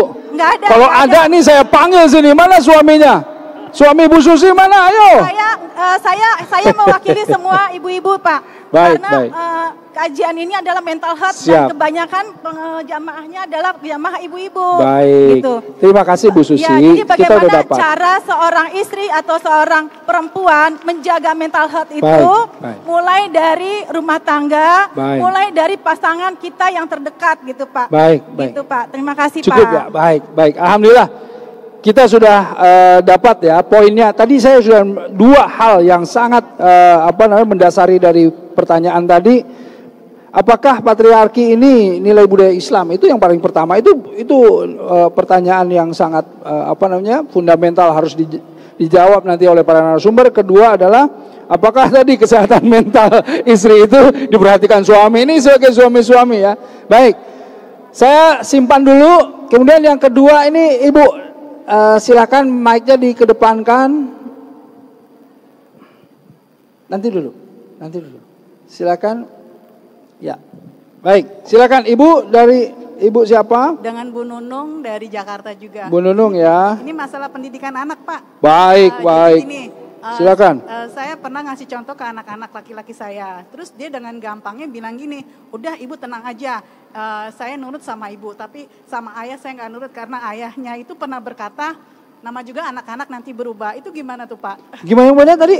Jadi saya mencontohkan sebisa mungkin di rumah dengan ya, sholat. Nurut sama ibu, tapi nggak nurut sama ayah karena ayahnya pernah berkata apa tadi? Karena ayahnya pernah ngomong gini di depan mereka, nama juga anak-anak nanti berubah. Itu gimana? Oh, namanya anak-anak nanti berarti anaknya ini tidak diberi kepercayaan oleh ayahnya dan kemudian anak ini merasa bahwa oke, kalau begitu saya percayanya sama ibu aja, gitu ya. Jadi baik. Apakah suami saya salah atau saya sepertinya saya sudah berusaha sebisa mungkin mencontohkan dengan yang baik gitu loh Pak.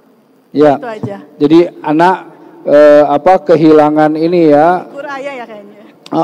Kepada ayahnya karena tadi kadang-kadang apa yang diucapkan oleh ayah si anak ini nggak bisa terima ya, gitu kan. Dia tidak mencontohkan. Baik. Apalagi anak-anak zaman sekarang kadang-kadang ayah sama ibunya udah kolot, udah nggak ngerti nilai-nilai yang sekarang kan gitu ya. Baik. Ya, baik, itu saja Bu ya. Ya itu aja. Baik, terima kasih.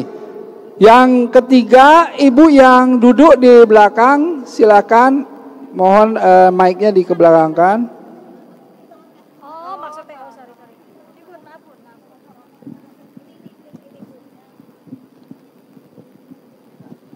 Nah, ini masternya udah di sini nih Agus Idwar ini, Ustadz Agus Idwar. Baik, Assalamualaikum warahmatullahi wabarakatuh. Waalaikumsalam warahmatullahi wabarakatuh. Dari mana Bu? Terima kasih, saya Ibu Fatma dari Taklim Istiqlal. Ya Bu. Pertanyaannya silakan, Bu. Buat Ustadz Saiful ya. Pak Ustadz, bagaimana caranya agar kita mempunyai hati yang tetap mental health begitu? Mohon penjelasannya. Hati yang apa Bu? Mental health maksudnya yang mental health ya. Ya, kolbun salim tadi gitu ya. Gimana caranya punya kolbun salim ini Ustadz Saiful gitu ya. Baik, terima kasih. Mohon penjelasannya. Baik. Wassalamualaikum warahmatullahi wabarakatuh. Waalaikumsalam warahmatullahi wabarakatuh. Nah, yang pertama ini Bu Susi tadi ya. Ini ada dua hal saya kira, apakah patriarki ini satu nilai budaya Islam Kang Abik? Menurut Kang Abik seperti apa? Silakan Kang Abik. Nanti bisa ditambahkan Dr. Saiful. Silakan. Bismillahirrahmanirrahim.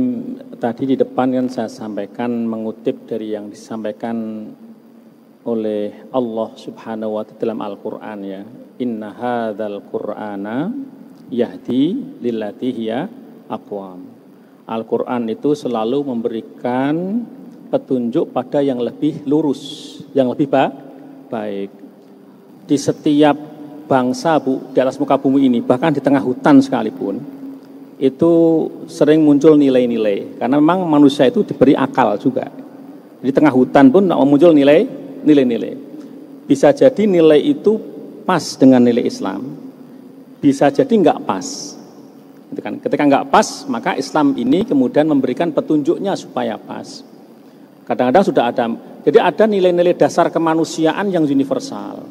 Misalnya sifat dermawan, ya kan? Dermawan itu kan bisa di mana saja Bu.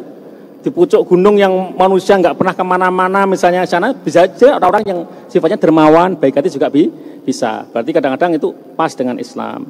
Nah, Islam itu memberikan petunjuk-petunjuknya, termasuk budaya ya, budaya apa itu patriarki gitu. Kemudian ada juga satu daerah budaya mengungkung perempuan misalnya.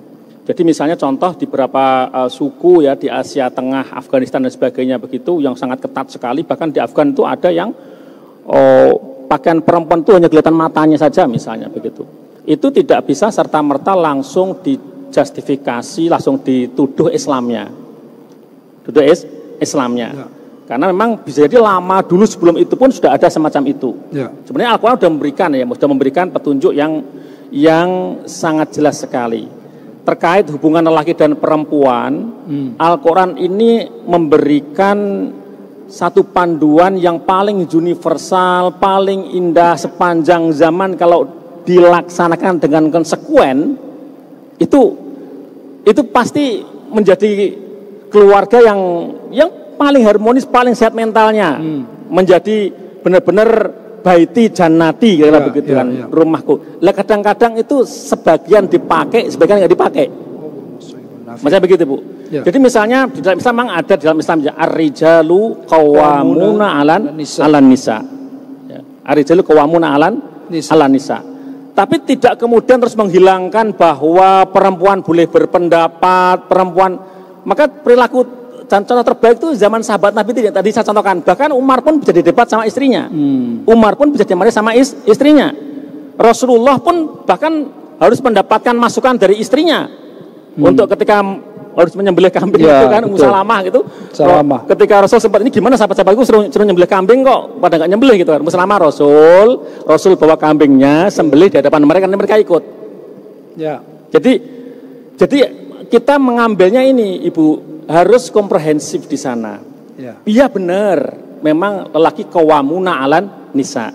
Tapi ingat, Rasulullah itu juga mengatakan ma akraman nisa illa karim. Tidak ada yang memuliakan istri pasti kecuali lelaki yang mulia. Artinya apa itu lelaki itu qawwam dakwaan semacam itu, tetapi di saat yang sama suami itu harus memuliakan perempuan. Di saat yang sama wa ashiruhunna bil ma'ruf. Ya kan? Mau merintah, tapi ketika dikasihkan fikih yang lain nggak mau. Misalnya, sebenarnya kan kalau jujur-jujur saja kan begitu. Bahkan menyusui anak itu suami ibu harus bayar sama ibu loh sebenarnya loh. Kalau udah fikih loh ya. Iya kan? Memang di dalam fikih ini juga nanti masuk mental health ya, karena juga menjadi kajian juga, anak itu akan sehat mentalnya kalau disusui langsung oleh ibunya, ada kedekatan dan sebagainya. Dan apa itu, Al-Quran juga berikan petunjuknya, 2 tahun minimal ada kedekatan emosional pada ibunya. Tapi di saat yang sama, Bu, itu kalau kita lihat fikihnya, ketika ibu itu menyusui anaknya, itu ibu itu harusnya punya gaji loh dari suami loh. Tidak di luar nafkah loh ya, nafkah itu wajib. Aslinya harus minta gaji loh, ini harus gaji kamu ini kan gitu kan. Baik. Kalau qawwam semestinya kan begitu. Oke, qawwam saya tapi yang bagian ini kamu gaji. Jadi sekali lagi Bu, jadi dalil itu harus diletakkan pada tempatnya. Baik. Dan mengambil dalil jangan separuh. Pertanyaan yang kedua tadi Kang, yang kedua apakah ini suami ini harus memperhatikan kesehatan mental istrinya ini? Itu sudah jelas Bu. Makanya kan jadi di awal saya menyampaikan, mestinya ini yang rajin ke masjid taklim itu seimbang, ibu-ibu dan juga bapak-bapak. Kalau yang dapat masukan cuma ibu-ibu, bapak-bapaknya nggak ngerti, jadi repot, kadang-kadang nggak seimbang juga, gitu kan. Maksudnya bapak-bapak itu perlu juga. Saya itu beberapa kali ngisi ini Bu, sekolah pranikah di Indonesia. Itu yang paling banyak hadir itu ya perempuan-perempuan, akhwat-akhwat, mbak-mbak gitu kan. Yang laki-lakinya sedikit, padahal terkait sama hak-hak istri dan sebagainya itu perlu ngerti juga. Dan saya sangat berbahagia ya. Ya kan, dulu saya ngaji banyak sama ibu saya, umi saya gitu. Di antara itu terkait sama keluarga tadi, kalau ibunya bilang begitu tadi itu. Jadi ibu saya sempat pesan sama saya ketika itu yang mudah, karena ibu saya itu sangat mengalami sendiri, kemudian apa yang sebagai seorang istri sebagaimana yang dirasakan seperti apa, dia bilang begini, jangan sampai istrimu itu menderita, intinya begitu. Baik. Pokoknya gini, kalau pengen anakmu bahagia, bahagiakan istrimu, itu aja udah. Kalau ibu saya bilang begitu, pengen anakmu bahagia, bahagiakan istrimu. Pengen kamu juga bahagia, bahagiakan istrimu. Nanti ibu boleh cek istri saya. Rekening saya itu saya punya juga, saya pegang. Tapi rekening bahkan, saya kan penulis Bu ya, penulis. Jadi royalti kan masuk ke rekening kan. Itu, dan ibu boleh cek ke istri saya. Royalti kalau saya dapat dari penerbit itu masuknya ke rekening istri saya. Wah, Masya Allah. Subhanallah, berarti saya mau ke Jakarta, itu saya minta ke istri saya, tolong deh belikan tiket saya ke Jakarta. Istri saya. Itu saya. Yang ngatur jadwal saya, Bu, dulu pernah suatu ketika itu yang ngatur jadwal orang lain. Kok saya lihat istri saya nggak bahagia gitu kan. Akhirnya apa? Yang ngatur jadwal saya kasih. Maka kadang orang salah paham. Ini Kang Abi kok bilangnya manajernya kok perempuan. Dia nggak tahu kalau istri saya. Kadang-kadang macam-macam lah yang disampaikan, saya diam aja. Ini yang megang jadwal saya itu, Bu, itu istri saya. Maka dia kalau mau protes, ya protes sama dirinya sendiri. Kalau pengen saya di rumah, ya tinggal kamu no gitu kan. Ada permintaan nih, enggak terserah dia kan gitu kan. Ya. Kemudian ketika saya sering keluar kemana-mana itu, ya kan dia sendiri yang udah meng-ACC. Ya. Jadi keperluan misalnya saya harus ada di rumah dan sebagainya, itu dia yang menakar. Saya nggak mau ada protes di kemudian hari, kok keluar terus ngisi kemana-mana misalnya gitu kan. Kamu sendiri kan memang oke kan, kan? Cari aman itu, artinya cari aman. Gitu, kan? Kang Abik itu cari aman, jadwalnya biar dipegang istrinya. Saya tuh kembali belajar sama ibu saya, pokoknya ini nih, rekening itu dia sendiri. Kalau habis, ya kan, itu kan kamu udah kan tahu sendiri kan, masuknya ke sana kan, begitu kan. Wah, ini benar nih. Ini salah satu tips untuk suami-suami nih ya. Tapi saya ingin sampaikan ke ibu-ibu bahwa kalau Kang Abik berkarya ya, mana yang lebih banyak dapatnya, karyanya atau royaltinya? Udah pasti royaltinya gitu ya. Jadi royaltinya yang lebih banyak ya. Baik, itu saja ya. Gitu Kang. Jadi intinya memang harus ada tafahum. Betul. Kemudian makanya belajar fikih itu harus bareng. Suami itu harus ngerti. Kalau ngerti semuanya nanti meletakkan dalilnya pas. Gitu kan. Jangan cuma jadi suami cuma ar-rijalu qawwamuna itu aja yang dia tahu. Tapi yang bagian wa ashiruhunna bil ma'ruf dia tinggalkan. Yang bagian ma'akraman nisa'ila karim dia tinggalkan. Ini jomplang. Ini Baik Kang Abik. Ini waktunya Kang Abik, mohon maaf kita harus singkat-singkat jawabnya. Jadi betul 5 menit lagi. Makanya mohon maaf ya, jadi tadi sudah terjawab ya, patriarki itu sebetulnya secara tradisi Islam itu patriarki yang seperti apa yang kemudian masuk dalam nilai-nilai Islam. Nah, kemudian langsung ke Bu Nunung, ya ini saya kira langsung ke Dr. Saiful, pendidikan anak tadi dan mungkin juga langsung disambung dan Kolbun Salim ya. Jadi pendidikan anak tadi, anak itu kemudian kehilangan kepercayaan dirinya karena ayahnya kemudian tidak menganggap ini ya. Yang kemudian yang masalah Kolbun Salim, bagaimana supaya bisa mendapatkan Kolbun Salim? Mungkin bisa diambil semua sama Dr. Saiful. Baik, terima kasih. Untuk pendidikan anak kita belajar dari Nabi Ibrahim. Nabi Ibrahim itu ketemu anak-anaknya tidak banyak kesempatan. Nabi Ibrahim anaknya banyak tetapi disebar, diwakafkan untuk sebagai juru dakwah.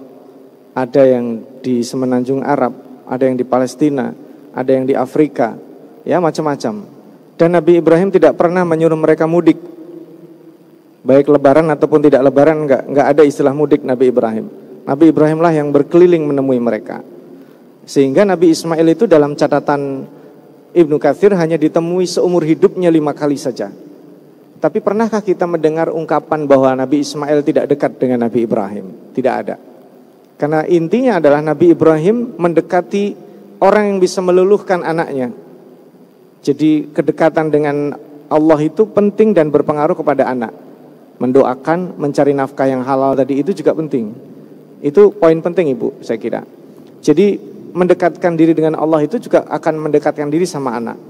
Yang kedua, peran ibunya juga penting. Jadi mendidik anak itu orang tua kedua-duanya bertanggung jawab, bukan salah satu pihak. Kalau dalam prakteknya nanti anak itu harus dapat punishment dari ibunya, ayahnya harus bela. Kalau dia misalnya dapat apresiasi dari ayahnya, ibunya juga mensupport. Jadi anak itu balance dapatnya, kurang lebih secara teori begitu. Yang kedua, Kolbun Salim itu integral Ibu, integrasi semuanya. Jadi tidak bisa satu sisi dari sisi spiritual saja tanpa fisik dan mental. Makanya kenapa saya mulai dari sholat, kan itu paling mudah. Ibu pernah nggak sholat lalu merasa nyaman banget? Ya, merasa meneteskan air mata. Itulah yang disebut dengan spiritual health, kemakmuran spiritual.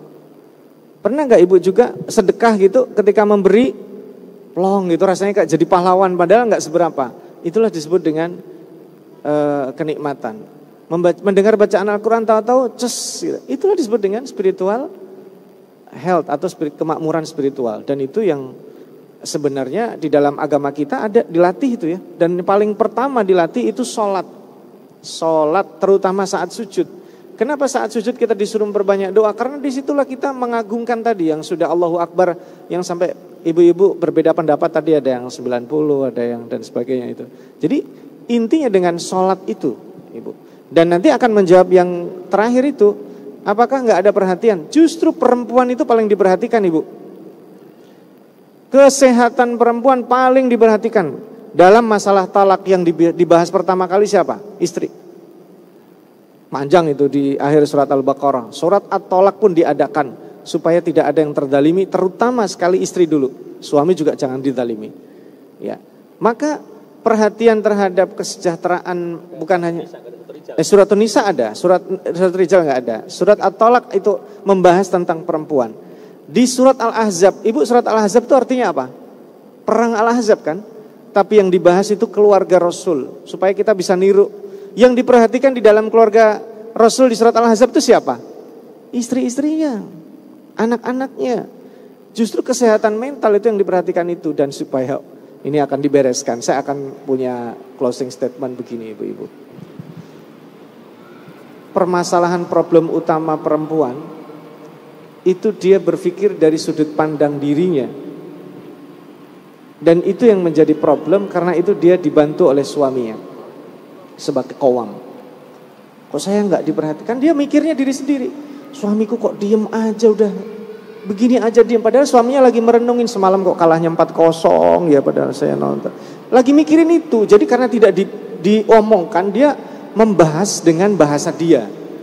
Gitu. Itu yang problem. Jadi kenapa kok saya di komen ini, jadi problem.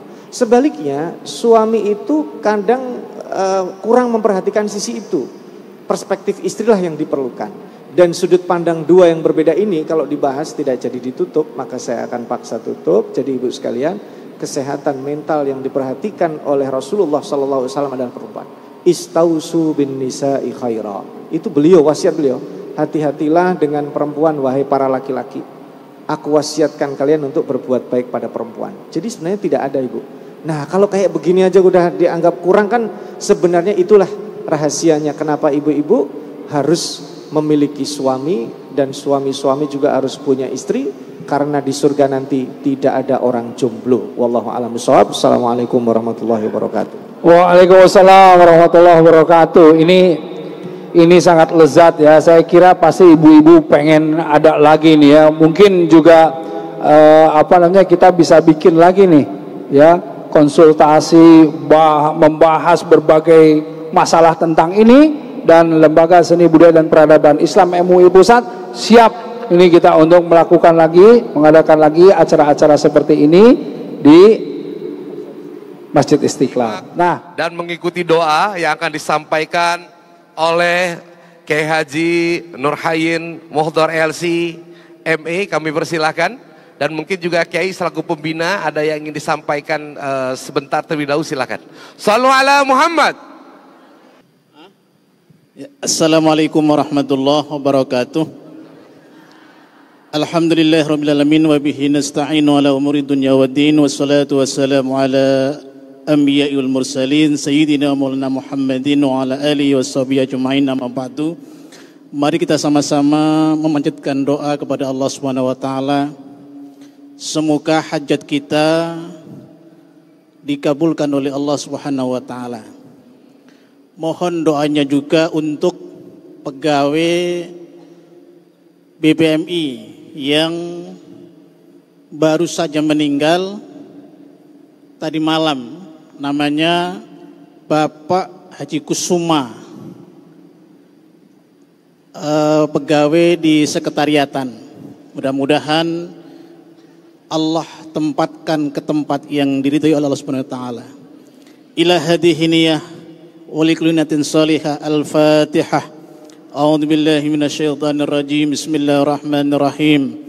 الحمد لله رب العالمين الرحمن الرحيم مالك يوم الدين إياك نعبد وإياك نستعين اهدنا الصراط المستقيم صراط الذين أنعمت عليهم غير المغضوب عليهم ولا الضالين آمين الحمد لله رب العالمين حمدا ناعمين حمدا شاكرين حمدا يوافي نعمه ويكافئ مزيده يا ربنا وإلهنا كما ينبغي لجلال وجهك الكريم وعظيم سلطانك اللهم طهر قلوبنا من النفاق وأعمالنا من الرياء وألسنتنا من الكذب وأعيننا من الخيانة إنك أنت تعلم خائنة الأعين وما تخفي الصدور اللهم اكفنا بحلالك عن حرامك وبطاعتك عن معصيتك وبفضلك عمن سواك إنه هو التواب الرحيم ربنا لا تدع لنا في مقامنا هذا ذنبا إلا غفرته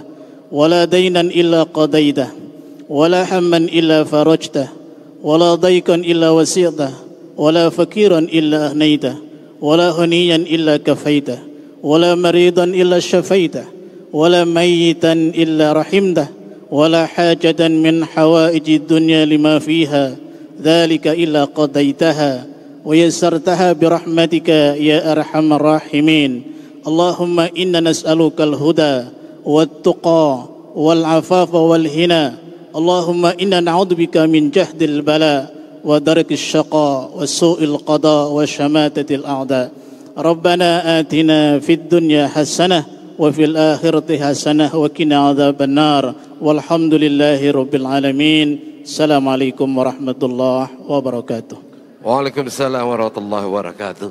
Baik, demikian saja. Yuk sama-sama kita tutup dengan penutup majelis. Subhanakallahumma wa bihamdika asyhadu an la ilaha illa anta astaghfiruka wa atubu ilaik.